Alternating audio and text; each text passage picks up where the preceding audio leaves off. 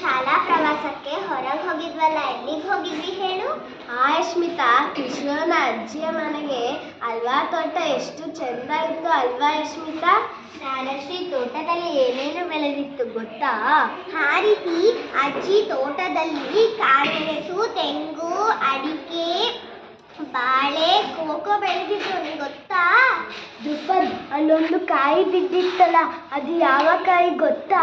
ಕೌಶಿಕ್, ಅದು ಕೋಕೋ ಹಣ್ಣು. ಅದರಿಂದ ಚಾಕ್ಲೇಟ್ ಮಾಡ್ತಾರೆ ಗೊತ್ತಾ? ನಿದ್ದೀನ್, ಅಜ್ಜಿ ಏಕೆ ಗುಂಡಿ ತೋಡಿದರು ಅಂತ ಗೊತ್ತಾ? ಅರ್ಥ, ಅದರಲ್ಲಿ ನಾವೆಲ್ಲ ಗಿಡ ನೆಟ್ಟಲು ಅಜ್ಜಿ ಗುಂಡಿ ತೋಡಿದರು. ಎಷ್ಟು ಚಂದ ಇತ್ತಲ್ವ ಗುಂಡಿ ನೆಟ್ಟಿದ್ದು. ಸಿಂಹ, ಅಜ್ಜಿ ತೋಟದಲ್ಲಿ ಯಾವ ಗೊಬ್ಬರ ಅಂತ ಹೇಳಿದರು? ಎರೆಗೊಬ್ಬರ, ಹಟ್ಟಿ ಗೊಬ್ಬರ, ಕೋಳಿ ಗೊಬ್ಬರ. ಇದರಿಂದ ರುಚಿಯಾದ ತರಕಾರಿಗಳು ಸಿಕ್ಕುತ್ತೆ ಗೊತ್ತಾ ಕಿಶನ್? ಅಜ್ಜಿಯ ಮನೆಯ ಮುಂದೆ ಯಾವ ಯಂತ್ರ ಇದೆ ಹೇಳು ಚೇತನ್? ಜನ್ಯ, ಅದು ಹುಳ ಯಂತ್ರ. ಮೊದಲು ನಾವೆಲ್ಲ ನೇಗಿಲು, ನೊಗ, ಎತ್ತು, ಕೋಣ ಬಳಸಿ ಉಳುಮೆ ಮಾಡ್ತಿದ್ವಿ.